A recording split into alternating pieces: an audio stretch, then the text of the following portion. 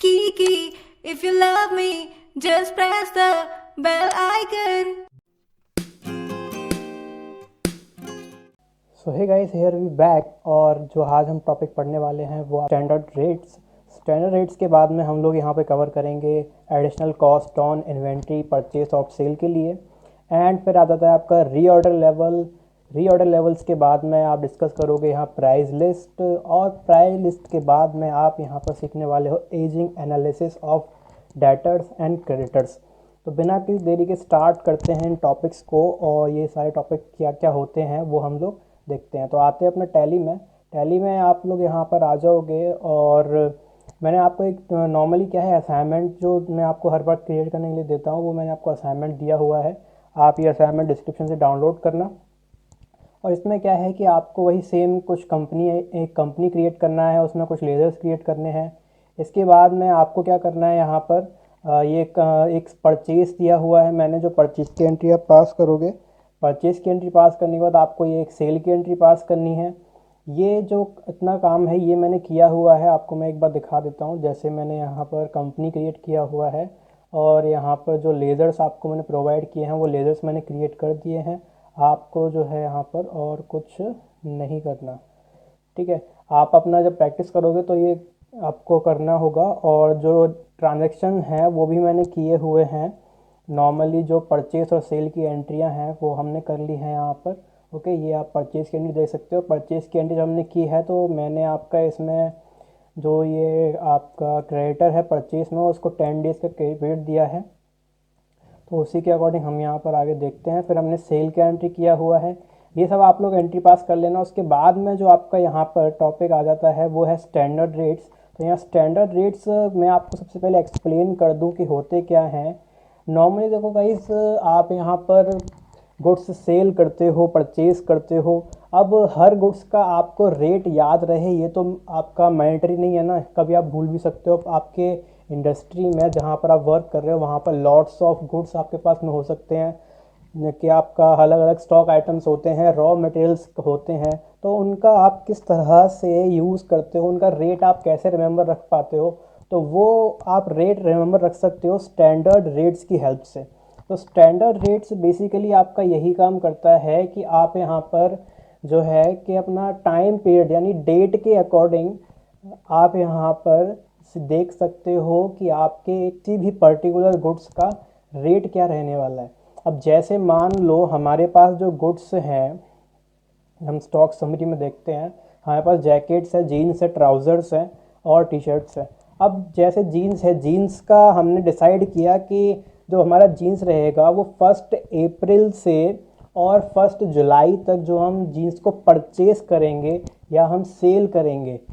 जैसे मान लो परचेज़ करना है और सेल करना है, तो सेल के लिए हमने क्या किया, अपना एक रेट फिक्स कर दिया कि 1 अप्रैल से 1 जुलाई तक जो भी जीन्स हमारी सेल होगी हमारे पास से, उसका रेट रहेगा एक फिक्स रेट। जैसे मान लो 1000 रुपीज़ पर पीस। ओके, फिर 1 जुलाई के बाद में जो रेट आएगा वो यहाँ पर चेंज हो जाएगा। हमने मान लिया कि आपका थोड़ा और ज़्यादा बढ़ा देते हैं, हमने 1300 कर दिया।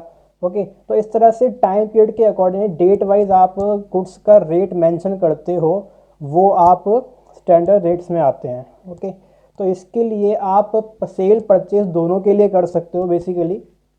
और सेल परचेज दोनों के लिए आपको करना है तो आप यहाँ पर मैंने आपको एग्जांपल दिया है, आप उस एग्जांपल में जाओगे तो यहाँ पर आप अगर चेकआउट करो तो company set standard selling price for the jeans product, आपने जीन्स प्रोडक्ट के लिए पूरा सेलिंग प्राइस यहाँ पर कन्फिगर किया हुआ है। ओके, अब हमने सेलिंग प्राइस ही क्यों लेके, क्योंकि अगर आप कॉमनली अगर देखो तो आप सेल का प्राइस तो अपने अकॉर्डिंग सेट कर सकते हो, लेकिन आपको क्या पता कि सामने वाली पार्टी किस रेट से हमें सेल करे, यानी हम परचेज किस रेट से करेंगे वो हमारे हाथ में नहीं होता है। लेकिन आपका अगर कॉन्ट्रैक्ट साइन है, आपका डील फिक्स है कि आपको जो भी गुड्स रहेगा वो इसी रेट से परचेज करने के लिए मिलेगा, तो वो आप फिर अलग केस हो जाता है। तो हम यहाँ पे सेलिंग प्राइस स्टैंडर्ड रेट्स जो है फिक्स करेंगे जीन्स के लिए। ओके, तो अब स्टैंडर्ड रेट्स के लिए आपको कहाँ पर आना है तो मैं आपको बता दूं, आप सीधा जाओगे अपने स्टॉक आइटम अल्ट्रेशन में। स्टॉक आइटम अल्ट्रेशन कहाँ मिलता है, गेटवे ऑफ टैली से आपको जाना है इन्वेंट्री इन्फो। इन्वेंट्री इन्फो में स्टॉक आइटम, और यहाँ पर आ जाता है अल्टर। स्टॉक आइटम अल्टर में आना है आपको और कोई भी स्टॉक आइटम ले लेना है। जैसे हम जीन्स के लिए कर रहे हैं तो हमने यहाँ जीन्स सेलेक्ट किया। इसके बाद में आपको क्या करना है, सिंपल यहाँ पर F12 यानी कॉन्फ़िगरेशन में जाना होगा। कॉन्फ़िगरेशन में जब आप आ जाओगे तो आपको यहाँ पर सेलेक्ट करना है ऑप्शन, सेकंड लास्ट ऑप्शन है आपका जो है enable standard rates for stock items. इस ऑप्शन को आप यस करोगे। यस करने के बाद आपको सेव करना है। उसके बाद आप यहाँ देख सकते हो आपको एक ऑप्शन मिल गया अल्टर स्टैंडर्ड रेट्स। तो हम यहाँ आते हैं, आप इस पर्टिकुलर स्टॉक आइटम के लिए इस ऑप्शन को यस करोगे। यस करने के बाद में आप जैसे ही एंटर करते हो आपसे पूछता है, यहाँ दो कॉलम आ जाते हैं, standard cost and standard selling price. Okay, standard cost तो हो जाता है परचेज के टाइम का रेट और स्टैंडर्ड सेलिंग प्राइस हो जाएगा सेल के टाइम का। तो आप यहाँ पर 3 कॉलम उसमें दिए हुए हैं, नॉर्मल सब columns applicable from rate and पर, यानी पर क्वांटिटी कितना आपको रखना है। तो बेसिकली हम सेल्स का कर रहे हैं तो हम सेलिंग प्राइस में आते हैं। जैसे सेलिंग प्राइस होगा वैसे ही आप परचेज का भी कर सकते हो। ओके, तो यहाँ पर एप्लीकेबल फ्रॉम मैंने आपको मेंशन किया, एप्लीकेबल फ्रॉम 1 अप्रैल से जो आपका रेट है वो 900 रहेगा। वो कब तक रहेगा, 1 जुलाई। 1 जुलाई के बाद में रेट क्या हो जाएगा, 1000 रुपीज़। तो यहाँ पर आप ऐसे ही फिल करोगे। तो हम यहाँ फिल करते हैं 1 अप्रैल, रेट जो है आपका वो यहाँ आपका 900 हो जाएगा। पर पीस दिया हुआ है हमने वो, क्योंकि यहाँ क्वांटिटी आप देख सकते हो जो है पर पीस रहेगा रेट आपके लिए। और ये 1 जुलाई से चेंज होकर कितना हो जाएगा, 1000 रुपीज़। देन ये आपका 1 जुलाई से 1000 रुपीज़ कब तक चलेगा, 1 अक्टूबर तक। तो यहाँ 1 अक्टूबर फिल करना है और रेट है इसका 1100 पर पीस। देन आपका है 1 जनवरी। तो यहाँ 1 जनवरी के बाद में जितना भी रेट रहेगा वो हमारा 1350 से रहेगा। तो इस तरह आपने क्या किया कि ये स्टैंडर्ड सेलिंग प्राइस फिक्स कर दिया। अब इसका यूज़ क्या होगा कि जब भी आप सेल की एंट्री पास करोगे इन टाइम पीरियड में, आपका जो जीन्स प्रोडक्ट है उसका सेलिंग प्राइस ऑटोमेटिक आएगा। ओके, और आना भी चाहिए क्योंकि आपने फिक्स कर दिया। ऐसे ही आप अगर परचेस का कर देते हो यहाँ कॉस्ट में, तो परचेस की एंट्री जब आप पास करो तो उसका रेट परचेस का भी अपने आप आ जाएगा। तो अभी इसको सेव करते हैं, यही स्टैंडर्ड रेट्स होते हैं। और बाकी मैं अभी इसको सेव करके एक बार ट्राई करते हैं। जैसे मान लो यहाँ पर एक एग्जांपल आपको मैंने मेंशन किया है कि आप अगर यहाँ on 1 June 2020 company sold 5 pieces of jeans in cash and cheque at the time of sale rate coming automatically और नॉट। ओके, ये आपने कैश में 5 जीन्स सेल की। अब आपको ये चेक करना है कि जैसे आप क्वांटिटी डालते हो तो रेट ऑटोमेटिक आ रहा है उस टाइम पीरियड के लिए या नहीं आता है। ओके, तो उसके लिए मैं आपको बता दूं कि जिस डेट को आप सेल कर रहे हो वही डेट आपके गेटवे ऑफ टैली पर होनी चाहिए, तभी आपका जो रेट है वो वहाँ पर आता है। तो हम आते हैं सीधा सेल वाउचर में, F8 अकाउंटिंग वाउचर। यहाँ डेट फिल करते हैं 1 जून। कैश में सेल हो रही है तो यहाँ रेफरेंस नंबर में कुछ फिल नहीं करना है आपको। और पार्टी अकाउंट में सीधा कैश सेलेक्ट कर लोगे और फिर यहाँ सेल देन जीन्स सेलेक्ट करते हैं। गोडाउन आप यहाँ पर देख सकते हो मेरा JLN गोडाउन में है और 5 पीसेस हैं। अब एंटर किया मैंने तो 900 रेट ऑटोमेटिकली आ गया। आप यहाँ पर देखोगे तो यहाँ पर 1 अप्रैल से 1 जुलाई तक रेट 900 ही है। ओके, अब अगर मैं यहाँ पर मान लो अपने बिल में आपका एंट्री में हम आते हैं दोबारा और यहाँ डेट में डालता हूँ आपका 1 अगस्त।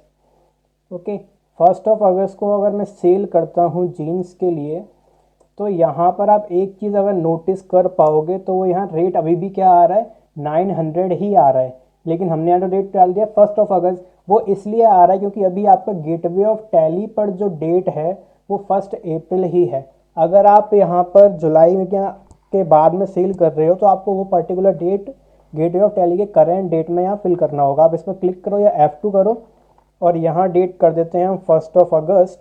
अब अगर मैं यहाँ पर सेल करता हूँ 1 अगस्त को कैश में, तो आप यहाँ पर ईजिली चेकआउट कर पाओगे कि मेरा MRP खुद ब खुद 1000 रुपीज़ आ रहा है, जो मेरा 1 जुलाई से 1 अक्टूबर के बीच में 1000 रुपीज़ है। इस तरह से आप स्टैंडर्ड रेट्स का यूज़ करते हो। यानी आपको एक चीज़ का ध्यान रखना है, जो मैं आपको रिपीट कर रहा हूँ दोबारा, कि आपको जो भी एंट्री पास करनी है स्टैंडर्ड रेट्स का यूज़ करके, तो जो भी वाउचर का डेट रहेगा वही डेट, करंट डेट आपको यहाँ गेटवे ऑफ टैली के स्क्रीन पर फिल करना है। देन आपको सेल एंट्री पास आउट करनी है। ओके गाइस, तो ये आपका हो जाता है स्टैंडर्ड रेट्स। और अगर आपको ये अल्टर करना हो, दोबारा मान लो चेंज करना है, तो आप अगेन यहाँ इन्वेंट्री इन्फो में जाओगे, स्टॉक आइटम अल्टर जीन्स में आते हैं और अल्टर स्टैंडर्ड रेट्स, ये आपका यस करो, आपको वो ऑप्शन मिल जाएंगे, आप यहाँ चेंज कर सकते हो। ऐसे ही आपको किसी भी और प्रोडक्ट के लिए स्टैंडर्ड रेट्स फिक्स करने हो तो आप यहाँ पर उसको ओपन करो अल्टर में, और आराम से आप यस करने के बाद रेट्स फिक्स कर सकते हो। यही आपका होता है स्टैंडर्ड रेट्स।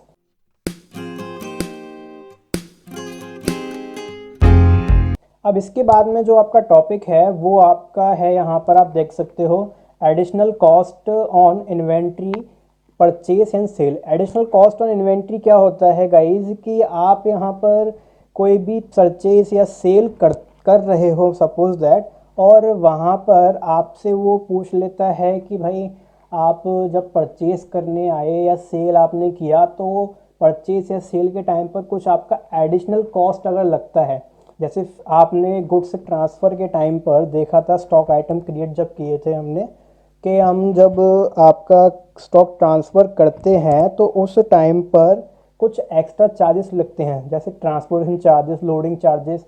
ऐसे ही यहाँ पर क्या है, आपका मान लो फ्रेट लग रहा है, कैरेज आपका चार्ज हो रहा है, या फिर आपको ऑटो पे करना पड़ रहा है, और या फिर यहाँ पर आपको कुछ ट्रांसपोर्टेशन चार्जेस देने होते हैं, लोडिंग चार्जेस, XYZ कुछ भी एक्स्ट्रा एक्सपेंस उसको लाने में आपका खर्च होता है, तो वो एडिशनल कॉस्ट माना जाता है, जो हम इन्वेंट्री के वैल्यू में ही ऐड करते हैं, बिल में आपको शो करना होता है। ओके, तो उसकी एंट्री किस तरह से पास आउट करनी है, उसके लिए एक एग्जांपल यहाँ पर हमने लिया हुआ है, तो वो एग्जांपल आप यहाँ देख सकते हो। एग्जांपल है आपके लिए, on 1 August company purchased 5 pieces chair, 10 pieces table from Global Furniture and they charged 550 rupees as freight charges.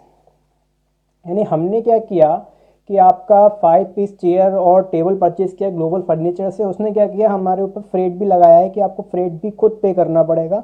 तो अब हमें क्या करना है, इसका एक एंट्री पास करना है। तो नॉर्मल आप परचेस में जाओगे, सीधा आते हैं परचेस वाउचर, अकाउंटिंग वाउचर्स, और यहाँ पर परचेस F9 प्रेस करोगे आप। डेट फिल करना है, डेट है इसका 1 मे बी हाँ अगस्त ही है। और इनवॉइस नंबर आपको यहाँ कुछ दिया नहीं है तो आप क्रिएट कर सकते हो, लाइक GF-01। पार्टी अकाउंट में हमें क्रिएट करना होगा ग्लोबल फर्नीचर, तो ऑल्ट C करते हैं।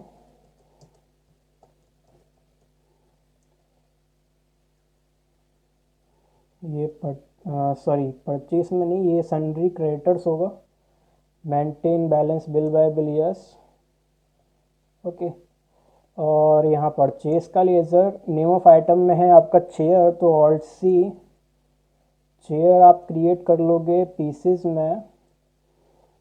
गोडाउन GLN रोड रखते हैं, 5 पीस है आपका 650 से। नॉर्मल आप जैसे एंट्री पास करते हो आपको बिल्कुल वही स्टॉक आइटम वगैरह पूरा सेलेक्ट कर लेना है, और पीसेस हो जाएगा यहाँ पर, सेव करो। गोडाउन JLN रोड, ये है आपका टेबल, हमने लिया है 10 पीसेस, हाँ 10 पीसेस है, MRP है 1050। अब आपका यहाँ पर स्टॉक मैंने सेलेक्ट कर लिया, मुझे फ्रेट चार्ज करना है। तो बेसिकली क्या है कि अब जैसे यहाँ पर टेबल आप सेलेक्ट करते हो, एंटर करते हो, तो दोबारा आपसे वो स्टॉक आइटम का यहाँ लिस्ट पूछता है। लेकिन अगर आप इसको यहाँ एंड ऑफ लिस्ट करते हो, दोबारा आपका कर्सर एक बार नीचे आता है, आप अगर नोटिस करते हो, जैसे मैंने एक बार एंटर किया, यहाँ स्टॉक आइटम के लिए आपसे पूछता है, और एक बार और एंटर करते हो, दोबारा कर्सर आता है जो आपसे पूछता है यहाँ लेजर्स। ओके, तो यहाँ पर आपको अपना क्या करना है, लेज़र सिलेक्ट करना है। जो भी फ्रेट चार्ज आप लगा रहे हो या कोई भी एक्सपेंस आप इसमें ऐड करना चाहते हो वो आपको सेलेक्ट करना है। तो अब उससे पहले एक ऑप्शन भी आपको इनेबल कर देना है। आप सीधा F11 F2 में जाओगे, आप उस ऑप्शन को पहले भी एक्टिवेट कर चुके हो। ये होता है आपका track additional cost of purchases. आप इसको यस करोगे, ओके, और सेव। तो हमें क्या करना है, उसी लोकेशन पर जाना है अगेन, और अपना जो गुड्स है, सॉरी जो लेज़र है वो सिलेक्ट करना है फ्रेट का।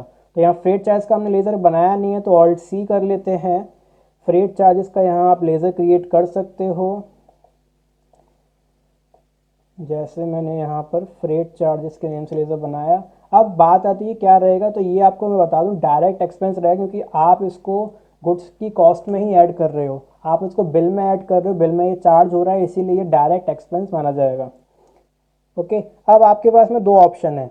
आप अगर यहाँ रेट में कुछ नंबर फिल करते हो तो वो तो परसेंटेज की तरह ट्रीट होता है कि आपका जितना भी यहाँ टोटल बिल है उसका इतना % आपको मिल जाएगा।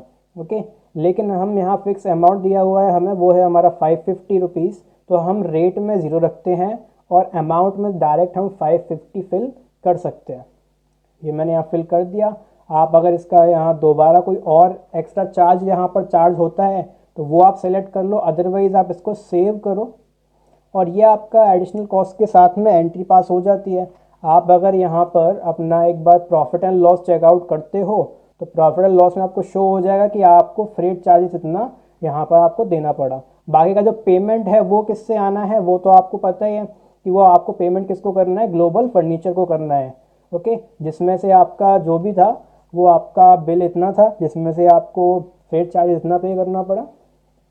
तो ये इस तरह से एडिशनल कॉस्ट ऑफ आपका इन्वेंट्री परचेस और सेल के टाइम के लिए हो जाता है।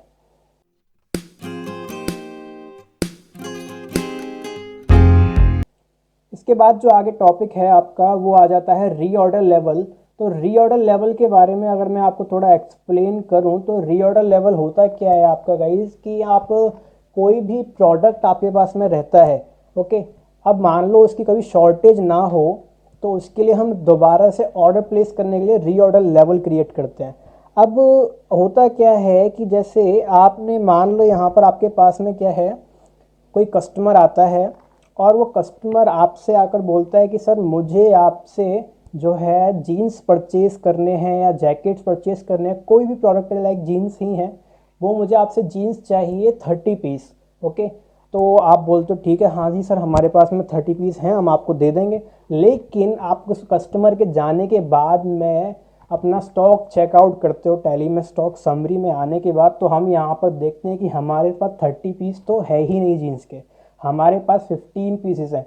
अब उसको तो चाहिए कल ही। अब यहाँ पर मैं दोबारा उस कस्टमर को कॉल करता हूँ और बोलता हूँ नहीं भाई मेरे पास 30 नहीं है, 15 ही है, आप अभी 50 ले लो, 4 दिन के बाद मेरा दूसरा स्टॉक आएगा तब आपको मैं बाकी का दे दूंगा। अब इस तरह से थोड़ा क्या है, इंप्रेशन ख़राब हो जाता है आपका कि आप भाई बताओ स्टॉक भी नहीं रखते ये लोग। तो यहाँ पर इस प्रॉब्लम को ओवरकम करने के लिए ही हमें क्या करना होता है, रीऑर्डर लेवल्स की नीड होती है। अब अगर मैं टैली को कुछ ऐसा समझा दूं कि हाँ भाई जब मेरे किसी पर्टिकुलर स्टॉक का इतना क्वांटिटी मेरे पास रह जाएगा तो मुझे अगेन ऑर्डर प्लेस करना है, मुझे ये टैली बताए।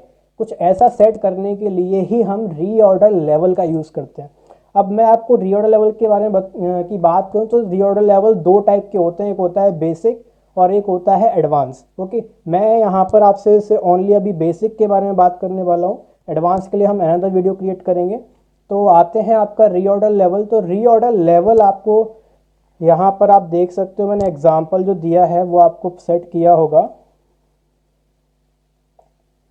Set a reorder level for trouser and T shirt so that when we have only 10 pieces left of these products then we need to place an order for 30 piece each. यानी कि जब आपके stock में सिर्फ 10 piece रह जाएंगे trouser and T shirts के, तो आपको अगेन दोबारा एक ऑर्डर देना है, परचेस ऑर्डर 30 पीस के लिए। ओके, अब आपको क्या करना है, आपको सीधा सबसे पहले ऑप्शन एक्टिवेट करना है टैली में आने के बाद।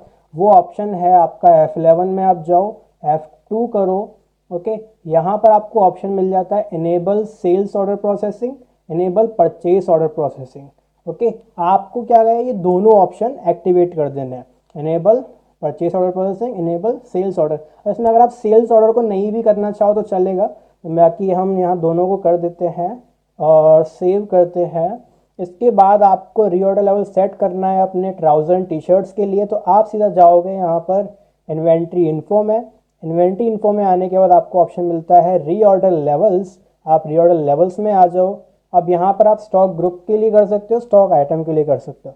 हमें करना है स्टॉक आइटम के लिए, तो हम स्टॉक आइटम में आते हैं और हमें करना है सबसे पहले ट्राउज़र लेते हैं। तो ट्राउज़र का आप यहाँ देख सकते हो, यहाँ पर हम यहाँ पर देख लेते हैं, आपको शो हो रहा है कि आपने ट्राउज़र है तो आप रीऑर्डर क्वांटिटी कितना रहेगा, मिनिमम ऑर्डर क्वांटिटी आप कितना रखना चाहते हो।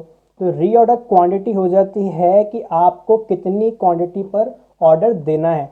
तो मैंने यहाँ पे बोला भाई मेरे स्टॉक में जब 10 पीस रहेंगे तो मुझे मिनिमम ऑर्डर क्वांटिटी जो रखनी है वो मिनिमम ऑर्डर क्वांटिटी मुझे रखनी होगी 30 पीसेस की। ओके, यानी मेरे स्टॉक में जब क्वांटिटी 10 पीसेस की रहेगी तब मुझे दोबारा जो है 30 पीसेस का ऑर्डर प्लेस करना है। ये आपको कुछ ऐसा रिपोर्ट शो करेगा। हम सेट करते हैं।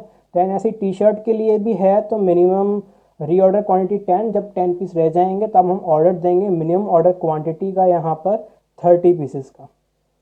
इसको सेव करते हैं और अपना एक बार रीऑर्डर स्टेटस रिपोर्ट होता है। हमें पता है कैसे चलेगा कि आपके पास कितना स्टॉक है कितना नहीं है, तो उसके लिए क्या करना है, आपको रीऑर्डर स्टेटस चेक करना है। रीऑर्डर स्टेटस जो आपको मिलता है वो आप गेटवे ऑफ टैली से डिस्प्ले में जाओगे। डिस्प्ले में आने के बाद आपको जाना है स्टेटमेंट्स ऑफ इन्वेंट्री। यहाँ पर आपको शो हो जाता है रीऑर्डर स्टेटस, जिसमें आप प्राइमरी सेलेक्ट करो तो आपको जो है यहाँ शो हो जाएगा कि आपको कितना ऑर्डर देना है। तो अब अगर मैं यहाँ पे इसकी बात करूँ तो जो कॉलम्स आते हैं वो यहाँ आ जाते हैं। क्लोजिंग स्टॉक कितना है, परचेस ऑर्डर कितना पेंडिंग है आपके पास, सेल्स ऑर्डर कितना है, नेट अवेलेबल कितना है, रीऑर्डर लेवल क्या है, shortfall, minimum order quantity, order to be place. अब अगर हमने 2 प्लॉट के लिए किया था, ट्राउज़र के लिए हमने किया था, तो ट्राउज़र के लिए रीऑर्डर लेवल था 10 पीसेस का, जहाँ पर क्लोजिंग स्टॉक हमारे पास में 5 पीसेस है। तो यहाँ पर आप देख सकते हो वो शॉर्टफॉल आपको शो कर रहा है 5 पीसेस। तो आपको मिनिमम ऑर्डर क्वांटिटी कितना है 30। ऑर्डर टू बी प्लेस में इसीलिए क्या आ रहा है 30 पीस आ रहा है। बाकी अगर आप यहाँ नीचे टी शर्ट का देखो, टी शर्ट का रीऑर्डर लेवल भी 10 पीसेस है, लेकिन हमारे पास नेट अवेलेबल 10 पीस है, इसीलिए ऑर्डर अभी हमें यहाँ पर प्लेस नहीं करना है। ये आपको शो करता है कि रीऑर्डर आपको कब देना है, कैसे देना होता है। ओके, वहीं पर मैं आपसे बात करूं, अगर आप देखना चाहो कि आपको सिर्फ जो ऑर्डर देने हैं वही शो हो, तो यहाँ पर आप ऑल्ट ए कर सकते हो। ऑल्ट ए से क्या है, रीऑर्डर ओनली आपको मिलते हैं कि आपको कौन कौन से प्रोडक्ट का ऑर्डर यहाँ पर देना है। जो आपने जिन्होंने मान लो आपने जिन प्रोडक्ट के लिए सेट किया है उन्हीं का आपको शो करेगा। ओके, बाकी आप ग्रुप वाइज भी चेकआउट कर सकते हो, किस ग्रुप में आपको कितना देना है वो आपको शो हो जाता है। तो इस तरह से रीऑर्डर लेवल्स आप क्रिएट करते हो। ओके,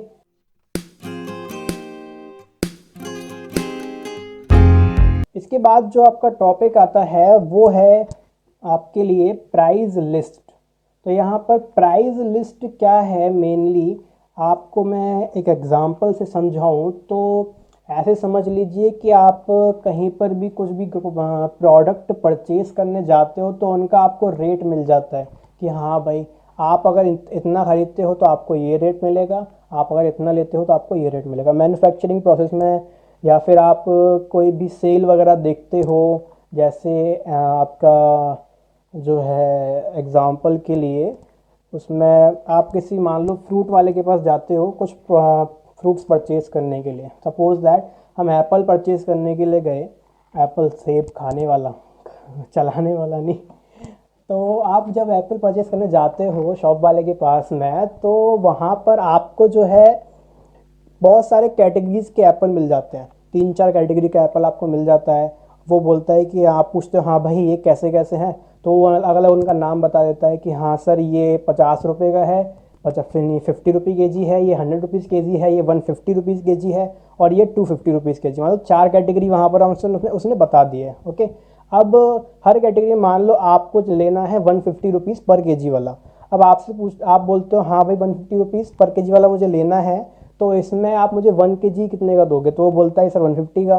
लेकिन आप जैसे ही मान लो अपना क्वांटिटी बढ़ाते हो, जैसे आपने बोला कि भाई आप मुझे 4 kg दे दो, तो वो रेट भी अपना क्या उसी हिसाब से थोड़ा सा कम कर देता है। तो यानी क्वांटिटी के अकॉर्डिंग गुड्स का रेट सेट करना और अलग अलग कैटेगरी उनकी डिवाइड कर देना, ये प्राइस लिस्ट में आता है। ओके, तो इसके लिए हमने क्या किया है, आप एग्जांपल के लिए आप बहुत सारे एग्जांपल्स के हो सकते हैं। अब आपने जैसे ई कॉमर्स साइट्स पर देखा होगा कि सेल चलती है फ्लिपकार्ट और अमेज़ोन पर, big billion days, Diwali sale, Holi sale. आप कहीं पर शॉपिंग करने जाते हो, वहाँ पर भी आपको सेल के होर्डिंग्स लगे हुए मिल जाते हैं कि ये आपका सेल चल रहा है, तो इसमें आपको ये वाला गुड्स इतने का पड़ जाएगा, अगर आप इतना खरीदते हो तो आपको इतने रेट से मिल जाएगा। तो यानी आप यहाँ पर कर सकते हो। तो वहीं उसी का हमने एक एग्जांपल यहाँ पर सेट किया हुआ है कि on 1st of December company declare the following price scheme for jacket, जहाँ पर सेट है कि आपका जो स्कीम नेम है वो विंटर सेल है, प्रोडक्ट्स में जैकेट, और क्वांटिटी दिया हुआ है कि आप कितना, अगर आप यहाँ पे 10 पीस तक लेते हो तो आपको 1300 के रेट से मिलेगा एक जैकेट, और अगर आप यहाँ पे 11 to 13 क्वांटिटी का अगर लेते हो तो आपको 1000 रुपीज़ से मिलेगा, डिस्काउंट कुछ नहीं है। आप अगर यहाँ 31 से 50 क्वांटिटी तक लेते हो मेरे से पीसेस तक, तो आपको रेट तो 1000 ही रहेगा, लेकिन वहाँ 5% ऑफ है। और 51 से अबव अगर क्वांटिटी आप खरीदते हो तो आपको 900 का रेट है और 10% डिस्काउंट है।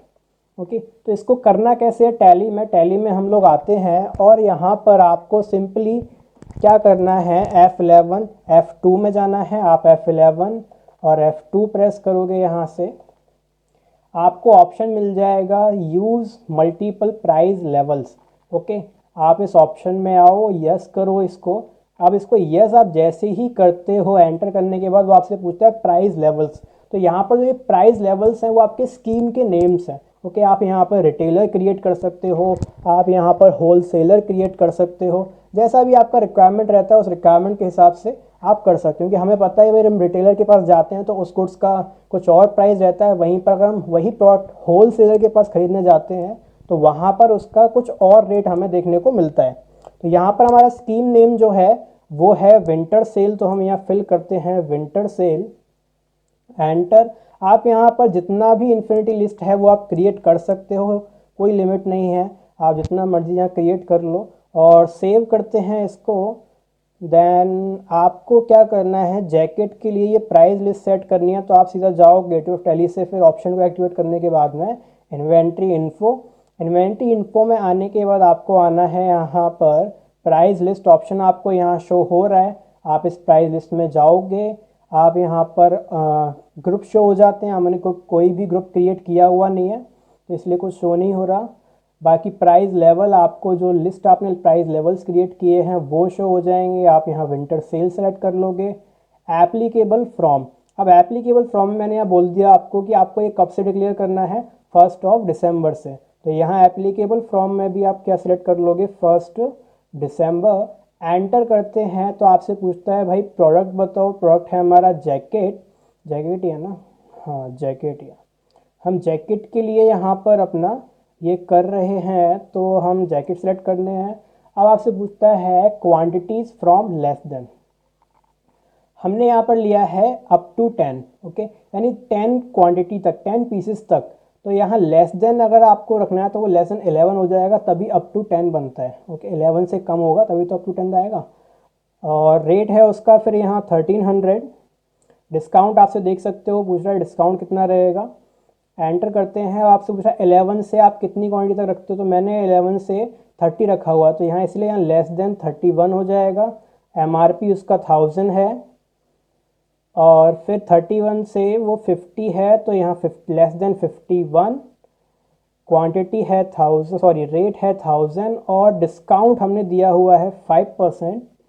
एंड यहाँ आपसे पूछता है 51, आपको बोला हुआ है 51 से अबव है तो 900 रहेगा। तो आप यहाँ लेस देन में ब्लैंक छोड़ दो इसको और 900 रेट रख दो और यहाँ MRP डिस्काउंट है 10%। ओके, इस तरह से प्राइस लिस्ट सेलेक्ट हो गई, किसके लिए, जैकेट के लिए। जैकेट के लिए हो गया तो अब आप यहाँ पर कोई दूसरे प्रोडक्ट के लिए भी कर सकते हो। बाकी हमें फिर इसको सेव करना है। इसको सेव करने के बाद हमें बेनिफिट आपको ये मिलेगा गाइस कि आप जिस सेल में मान लो आप करते हो इसका एंट्री पास, जैसे आपने विंटर सेल, जिस भी आपने प्राइस स्कीम जो भी आप सेलेक्ट करते हो उसमें आपको क्वांटिटी वाइज रेट रिमेंबर रखने का रिक्वायरमेंट नहीं होगा। आप डालते हो भाई 50 पीस तो अपने 50 के अकॉर्डिंग रेट आ जाएगा, डिस्काउंट आ जाएगा। ओके, यहाँ पर आपको इस चीज़ को रिमेंबर नहीं रखना होगा। तो हम इसको सेव करते हैं और देखते हैं कि हमारा रेट अपने आप आता है या नहीं। उसके लिए मैंने आपको एग्जांपल भी दिया है, एक आप चेकआउट कर सकते हो। वो एग्जांपल है on 1 January 2020 company sold 37 pieces of jacket to Mimi world and winter sale. Okay, winter sale से आपने सेल किया है, चेक रेट कमिंग ऑटोमेटिकली और नॉट। ओके, तो जानिए अब जब आप एंट्री पास कर रहे हो सेल का इसके लिए, तो आपको ये चेक करना है कि आपका रेट यहाँ पर ऑटोमेटिक आ रहा है क्वांटिटी के अकॉर्डिंग या नहीं आता है। तो हम आते हैं सीधा सेल वाउचर में, अकाउंटिंग वाउचर्स F8 करते हैं सेल्स के लिए। यहाँ डेट आपका 1 जनवरी हो जाएगा और इनवॉइस नंबर आप यहाँ कुछ भी रख सकते हो, लाइक MM01 डाल देते हैं। मिमी वर्ड है, ऑल्ट C करोगे आप, मिमी वर्ड क्रिएट करोगे। ओके, मिमी वर्ड हमने क्रिएट किया, ये सन्ड्री डेटर्स होगा। और आप चाहो तो यहाँ मिमी वर्ड के लिए एक ऑप्शन आपको मिल जाता है लेज़र में ही, प्राइस लेवल एप्लीकेबल। आपने डिसाइड किया कि हाँ भाई मिमी वर्ड को हम विंटर सेल ही करेंगे, तो वो यहाँ पर ऑप्शन होता है, आप सेलेक्ट कर सकते हो। बाकी हमें ये यहाँ सेलेक्ट नहीं करना, हम इसको सीधा सेल में सेलेक्ट करेंगे। तो सेल में जब आप आ जाओगे तो यहाँ आप देख सकते हो आपको एक नया ऑप्शन मिल रहा है, प्राइस लेवल्स। अब अगर यहाँ पर प्राइस लेवल आप सेलेक्ट करते हो तो क्वांटिटी अपने आप आएगी, अगर आपने यहाँ सेलेक्ट नहीं किया तो क्वांटिटी अपने आप नहीं आएगी। तो हम विंटर सेल सेलेक्ट करते हैं, सेल्स वाउचर सेल कर रहे हैं हम जैकेट। चालान नंबर आपसे पूछ रहा है तो ऑर्डर नंबर हमें कुछ नहीं सिलेक्ट करना है, यहाँ पर नॉट एप्लीकेबल रहेगा। गोडाउन JLN रोड हो जाएगा। 37 हम यहाँ जैसे ही फिल करते हैं तो आप यहाँ पर अगर देखो तो आपका रेट अपने आप आ गया। अब क्योंकि 37 है, 30 से 50 के बीच में 5% ऑफ है, लेकिन आप यहाँ देखोगे तो 5% ऑफ नहीं हुआ है। ओके, रेट तो अपने आप आ गया। अब मैं यहाँ पर जैसे मान लो डालता हूँ 100 पीस, तो 100 पीस के अकॉर्डिंग आपका रेट आ गया 900। मैंने यहाँ डाला 5 पीस, तो 5 पीस के अकॉर्डिंग रेट अपने आप यहाँ 1300 आ गया। ओके, डिस्काउंट नहीं आ रहा है। डिस्काउंट के लिए आपको क्या करना है, आपको separate discount column option activate करना है। वो अगर आपको नहीं पता है तो आप Day 1 Part 1 चेक करो, आई बटन पर क्लिक करके ऑप्शन एक्टिवेट करना है। और मैं ऑप्शन एक्टिवेट कर देता हूँ। F11 F2 में जाने के बाद यहाँ आपको मिल जाता है separate discount column and invoice. इसको अगर मैं किया सेव तो आप यहाँ पर स्किप करो एक बार इसको और दोबारा इसमें आते हैं। हम 1 जनवरी को एंट्री पास करते हैं, MM-01 हो जाएगा, मिमी वर्ड पार्टी हो जाएगी आपके, और विंटर सेल सेलेक्ट किया, सेल जैकेट्स। देन यहाँ आपसे वो पूछता है गो डाउन 37 और आप यहाँ पर देख सकते हो डिस्काउंट भी आ गया और यहाँ से वो लेस भी हो गया। ओके, तो यानी आपको अगर डिस्काउंट रखना है तो उसके लिए सेपरेट डिस्काउंट कॉलम एक्टिवेट रखना होगा, तभी वो आपका एप्लीकेबल होता है। तो यही प्राइस लिस्ट हो जाती है गाइज। आप इसको सेव करते हैं। ओके, यहाँ इसको कुछ क्रेडिट डेज हम दे देते हैं, लाइक 30 या 40 डेज देते हैं और सेव करते हैं। ये आपका प्राइस लिस्ट यहाँ पर कंप्लीट हो जाता है। आपको अगर चेंज करना हो, नया क्रिएट करना हो प्राइस स्कीम, तो आप दोबारा क्या करोगे, F11 में जाओगे, F2 में जाओगे, ऑप्शन को यहाँ पर यस है, इस पर एक बार क्लिक करने के बाद एंटर करोगे तो यहाँ दोबारा आप कोई भी लेवल क्रिएट कर सकते हो।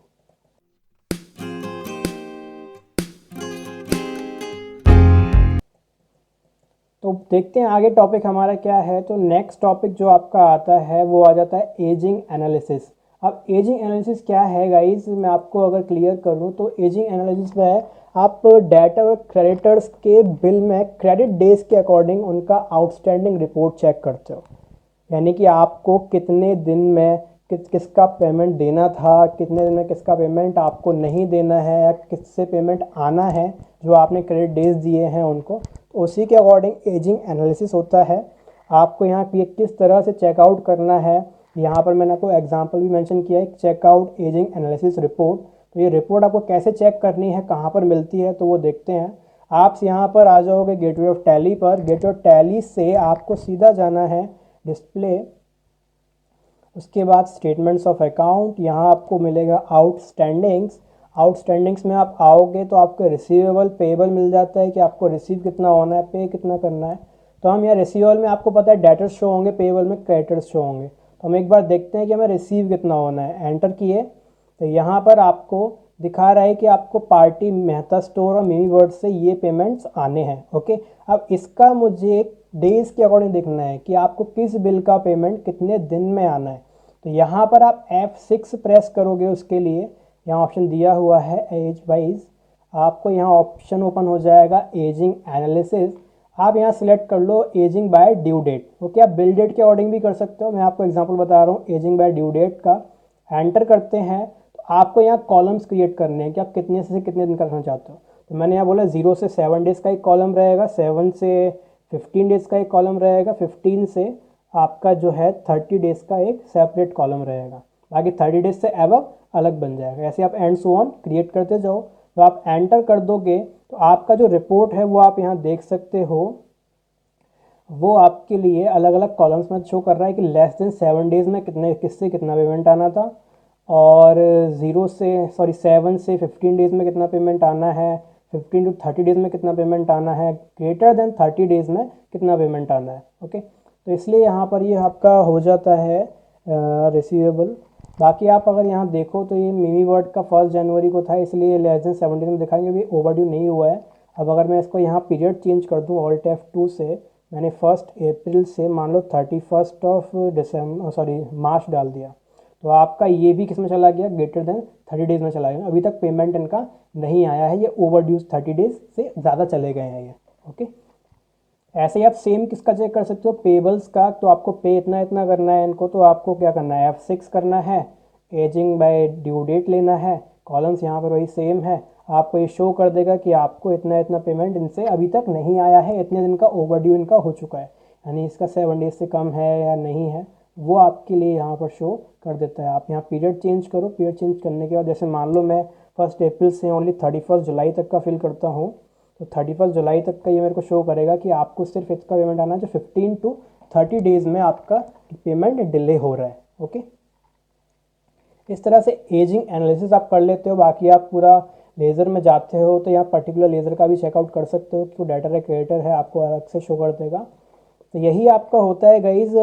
ये सारे टॉपिक्स हमने यहाँ कवर कर लिए हैं, standard rates, additional cost of inventory and reorder levels, price list, ageing analysis. Hope आपको ये वीडियो पसंद आया होगा, और आप इसको लाइक करो, शेयर करो, और बाकियों को भी सीखो और सिखाते रहो।